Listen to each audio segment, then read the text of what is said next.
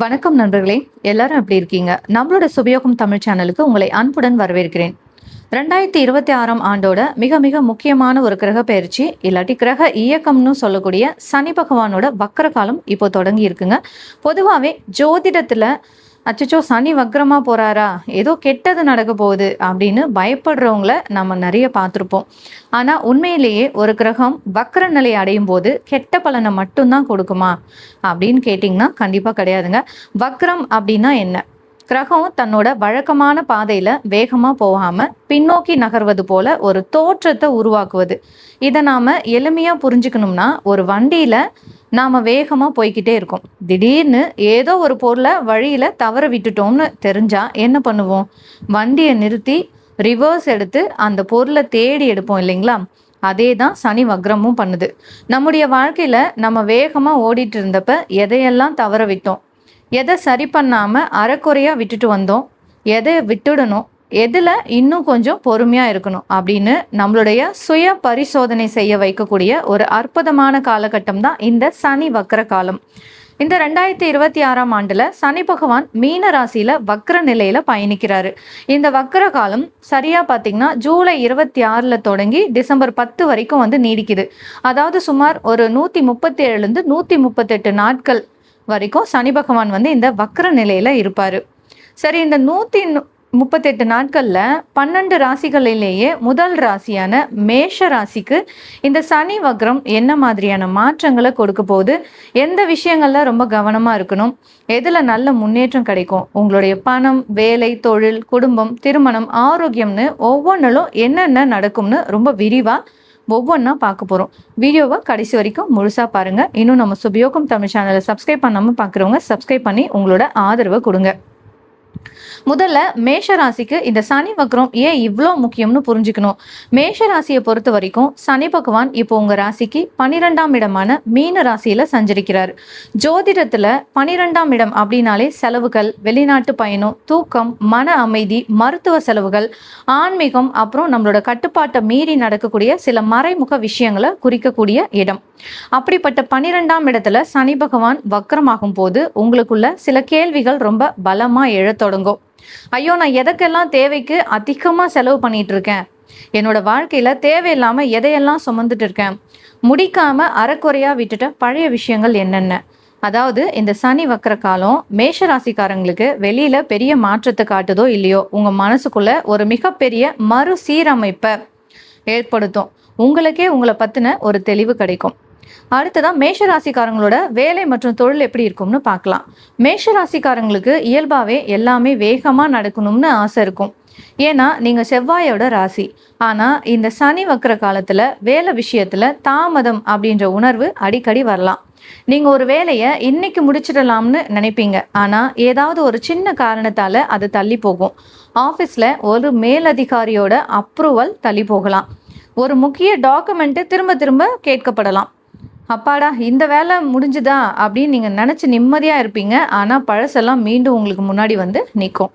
இதனால் சில நேரங்களில் உங்களுக்கு என்னடா இது, எவ்வளோ தான் முயற்சி பண்ணாலும் எல்லாமே ஏன் இவ்வளோ ஸ்லோவாக ஆகுது அப்படின்னு சலிப்பும் கோபமும் வரலாம். ஆனால் நண்பர்களே, இங்கே தான் சனி பகவானோட பாடமே இருக்குது. அவசரப்பட்டு ஓடுறதை விட ஒரு வேலையை செய்யும்போது சரியான அடித்தளத்தை அமைச்சு பண்ணுறோமான்னு பார்த்துக்கணும். முக்கியமான எச்சரிக்கை என்னென்னா, வேலையில மாற்றம். இப்போதைக்கு அவசரப்பட்டு கோபத்துல வேலையை ராஜினாமா செய்யவே செய்யாதீங்க. புதுசா ஒரு கம்பெனில இருந்து ஆஃபரே வந்தாலும் அதோட பின்னணி, சம்பளம், கம்பெனியோட ரூல்ஸ் எல்லாத்தையும் முழுசா ஆராயாம அதை அக்செப்ட் பண்ணாதீங்க. மூணாவதா பார்த்தீங்கன்னா, வெளிநாட்டு வேலைக்கு முயற்சி செய்கிறவங்க இல்லாட்டி சொந்த ஊரை விட்டு தூரத்தில் வேலை தேடுறவங்களுக்கு ஆரம்பத்தில் சில தாமதங்கள் இருந்தாலும் தொடர்ச்சியாக முயற்சி பண்ணிக்கிட்டே இருங்க, நிச்சயம் வழி பிறக்கும். இப்போ நாம அடுத்து பார்க்க போறது மேஷ ராசிக்காரங்க ரொம்பவே கவனமா இருக்க வேண்டிய பணம் மற்றும் நிதி மேலாண்மை. 12ஆம் இடம்னாலே விரைய இடம், அதாவது செலவு அதிகமாகக்கூடிய இடம். அதுவும் அங்க சனி வக்கரமாகும் போது செலவுகள் கட்டுக்கடங்காம போகிறதுக்கு வாய்ப்புகள் இருக்கு. ஆனா செலவு அதிகமாகுதுன்னு சொன்ன உடனே பயந்துடாதீங்க. இதுல சில செலவுகள் உங்களால தவிர்க்க முடியாத அவசியமான செலவுகளா இருக்கும். வீடு பராமரிப்பு செலவுகள், திடீர் பயணங்கள், குடும்பத்தோட அடிப்படை தேவைகள், நீண்ட நாட்களாக தள்ளி போன ஒரு முக்கியமான மருத்துவ கட்டணம் இல்லாட்டி ஆவண செலவுகள், பழைய கடன்களை அடைக்கிறதுக்கான செலவுகள். இந்த மாதிரி தான் வந்து உங்களுக்கு ஏற்படும். ஸோ இந்த காலத்துல நீங்க செய்யக்கூடாத மிக முக்கியமான தவறுகள் என்னன்னா, தேவையில்லாத கடன் வந்து வாங்காதீங்க. அப்புறம் பார்த்துக்கலாம்னு நெனச்சுக்கிட்டு கிரெடிட் கார்டு மூலமாவோ, இல்ல கடன் வாங்கியோ அத்தியாவசியம் இல்லாத பொருட்கள வாங்காதீங்க. 2வதா ஜாமீன் கையெழுத்து போடாதீங்க. மத்தவங்களுக்காக உங்க பேர்ல கடன் வாங்குறதோ, இல்ல ஜாமீன் கையெழுத்து போடுறதோ கூடவே கூடாது. 3வதா போலியான முதலீடுகள். இன்னைக்கு ஒரு 10,000 போட்டா நாளைக்கு 1,00,000 மாறும் அப்படின்னு சொல்ற எந்த ஒரு குறுக்கு வழி முதலீட்டு திட்டத்திலயும் ரூ. 1 கூட போடாதீங்க. ஏமாற வாய்ப்புகள் அதிகமா இருக்கு. அதே நேரத்துல ஒரு நல்ல விஷயமும் இருக்கு. உங்ககிட்ட ஏற்கனவே இருந்த பழைய கடன்கள ஒரு திட்டமிடுதலோட ஒழுங்குபடுத்தி அடைக்க தொடங்குறதுக்கு இந்த 138 நாட்கள நீங்க ரொம்ப சிறப்பா பயன்படுத்திக்கலாம். சனி பகவான் வெறும் பண நெருக்கடியை மட்டும் தரவர் இல்ல. பணத்தை எப்படி சரியா நிர்வகிக்கணும் அப்படின்ற பாடம் கத்து தரவர்.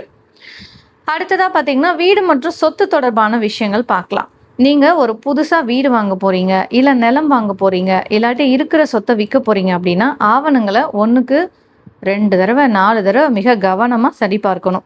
பழைய சொத்து தொடர்பான வழக்குகள் இல்லாட்டி பாக பிரிவினை பேச்சுகள் மீண்டும் தலை தூக்கலாம். வீடு மாறுறது, வாடகை வீட்டை மாத்துறது, இல்லாட்டி வெளியூருக்கு குடி போறது பத்தின யோசனைகள் வரலாம். வெளிநாடு இல்லாட்டி தொலைதூர இடத்துல போயிட்டு செட்டில் ஆகணும்னு நினைக்கிறவங்களுக்கு அது தொடர்பான பேச்சுவார்த்தைகள் தொடங்கும். ஆனா இங்கேயும் அவசர முடிவு ஆபத்து. எந்த ஒரு ஒப்பந்தமா இருந்தாலும் சரி, லோன் டாக்குமெண்டா இருந்தாலும் சரி, பத்திரப்பதிவாக இருந்தாலும் சரி, ஒரு நல்ல லாயர் இல்லாட்டி அனுபவம் மிக்கவங்க கிட்ட காட்டி முழுசா சரிபார்த்த பிறகே நீங்க கையெழுத்து போடுங்க. அடுத்ததாக நம்முடைய மனசுக்கு மிக நெருக்கமான குடும்ப வாழ்க்கை, திருமணம் மற்றும் குழந்தைகள் பத்தி பார்க்கலாம். குடும்ப வாழ்க்கையை பொறுத்த வரைக்கும் மேஷ ராசிக்காரங்களோட குடும்ப வாழ்க்கையில இந்த சனி வக்ர காலத்துல பொறுமை தான் உங்களோட மிகப்பெரிய ஆயுதம். சில நேரங்கள்ல மனசுக்குள்ள ஏதோ ஒரு கோபத்தையோ வருத்தத்தையோ அடைச்சு வச்சுக்கிட்டு திடீர்னு ஒரு நாள் மொத்தமா குடும்பத்துக்கிட்ட கொட்டிடுவீங்க. அது தேவையில்லாத மனக்கசப்பையும் சண்டையும் உருவாக்கும். கணவன் மனைவியிடையே பழைய பிரச்சனை ஒன்று மீண்டும் பேசப்படலாம். ஆனால் அதை நினச்சி பயப்படாதீங்க. அந்த பிரச்சனை மீண்டும் உங்களை காயப்படுத்த வரல. முடிக்கப்படாமல் இருந்த ஒரு விஷயத்துக்கு இப்போ நிரந்தர தீர்வு காண்பதற்கான வாய்ப்பு தான் வருது. அதனால யார் மேலே தப்பு அப்படின்னு சண்டை போடுறதை விட்டுட்டு இதை எப்படி சரி பண்ணலாம்னு யோசிங்க. அடுத்ததான் திருமணம் நடக்காதவங்களுக்கு, அதாவது வரன் தேடிட்டு இருக்கவங்களுக்கு வரன்கள் வரும். ஆனா அவசரப்பட்டு உடனே ஓகே சொல்லிடாதீங்க. குடும்ப பின்னணி, பையன் இல்லாட்டி பொண்ணோட குணாதிசயம், வேலை, பொருத்தம் எல்லாத்தையும் தீர விசாரிச்சு முடிவெடுங்க. அடுத்ததா குழந்தைகளோட படிப்பு, அவங்களோட எதிர்காலம், பள்ளி இல்லாட்டி கல்லூரி கட்டணம் தொடர்பான பொறுப்புகள் அதிகரிக்கும். பிள்ளைகளிடம் அதிகமான அதிகாரமும் கோபமும் காட்டுறதை விட அவங்க இடத்துல இருந்து அவங்களோட மனநிலையை புரிஞ்சுக்கிட்டு வழிகாட்டுறது ரொம்ப ரொம்ப நல்லது. அடுத்ததான் மிக முக்கியமான பகுதி, நம்மளோட மனநிலை மற்றும் உடல் நலம் எப்படி இருக்குன்னு பார்க்கலாம். மேஷராசி இயல்பாவே செவ்வாயின் ஆதிக்கத்தில் இருக்கிறதால வேகமா முடிவெடுக்க துடிக்கும். ஆனா சனி பகவான் மந்தமான கிரகம், மெதுவாவே செயல்படுவார். இதனால எனக்கு மட்டும் ஏன் எல்லாமே லேட் ஆகுது அப்படின்ற விரக்தி வரலாம். சில நேரங்கள்ல யார்கிட்டயும் பேசாம தனியா இருக்கணும்னு கூட தோணும். பழைய நினைவுகள் மனசை உருக்கும். ஆனா இதை நெகட்டிவா நினைக்காதீங்க. இந்த 138 நாட்களை உங்க வாழ்க்கையோட ரிவ்யூ பீரியடா எடுத்துக்கோங்க. வாழ்க்கையில எதை தொடரணும், எதை இப்போவே நிறுத்தணும், யாரை நம்பணும், யாருக்கு எவ்வளோ தூரம் எல்லை வைக்கணும், பவுண்டரி செட் பண்ணணும் அப்படின்றத தெளிவா புரிஞ்சுக்கோங்க.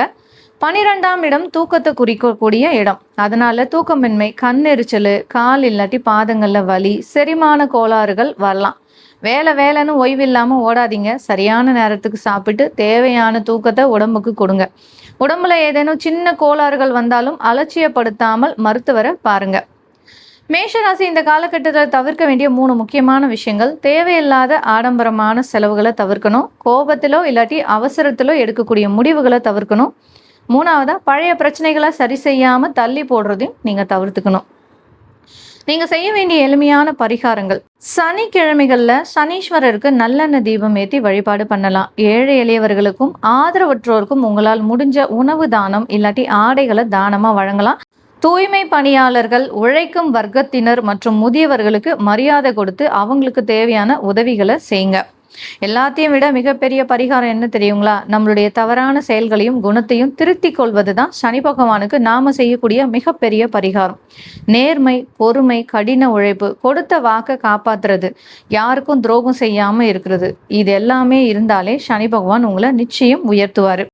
மேஷராசி அன்பர்களே, இந்த 38 நாட்களையும் பயப்பட வேண்டிய நாட்களா பார்க்காம உங்களை நீங்களே செதுக்கி கொள்ளக்கூடிய ஒரு பொன்னான வாய்ப்பா பயன்படுத்துங்க. தாமதம் அப்படின்றது தடை கிடையாதுங்க. அது ஒரு சிறந்த தயாரிப்புக்கான காலம், அவகாசம். சனி மெதுவா தான் நகர்வார். ஆனா அவர் கற்றுக் கொடுக்கிற பாடம் ஆயுசுக்கும் நம்ம கூடவே இருக்கும். இப்ப நம்ம பார்த்தது எல்லாமே ஒரு பொதுவான பலன்கள் மட்டும்தான். உங்களோட சுய ஜாதகத்தை பொறுத்தும், இப்போ உங்களுக்கு என்ன தசாபுத்தி நடந்துட்டு இருக்கு அப்படின்றத பொறுத்தும் இந்த பலன்கள் மாறுபடலாம். ஸோ நீங்க உங்க வாழ்க்கையோட மிக முக்கியமான முடிவுகளை எடுக்கிறதுக்கு முன்னாடி சம்பந்தப்பட்ட துறை சார்ந்த வல்லுநர்கள் இல்லாட்டி உங்களோட தனிப்பட்ட ஜோதிடரை அணுகி ஆலோசனை கேட்டுக்கொள்ளுங்க. நண்பர்களே, இந்த வீடியோ உங்களுக்கு பயனுள்ளதா இருந்திருக்கும்னு நம்புறேன். இந்த வீடியோ உங்களுக்கு பிடிச்சிருந்தா மறக்காம லைக் பண்ணுங்க. உங்களோட மேஷ ராசி நண்பர்களுக்கும் இதை ஷேர் பண்ணுங்க. உங்களோட ராசி என்ன அப்படின்றத கீழே கமெண்ட்ல பதிவு பண்ணுங்க. அடுத்த பகுதியில் ரிஷப ராசிக்காரங்களுக்கு இந்த சனி வக்ரம் என்ன மாதிரியான பலன்களை தரப்போகுது அப்படின்றத விரிவா பார்க்கலாம். நன்றி, வணக்கம்.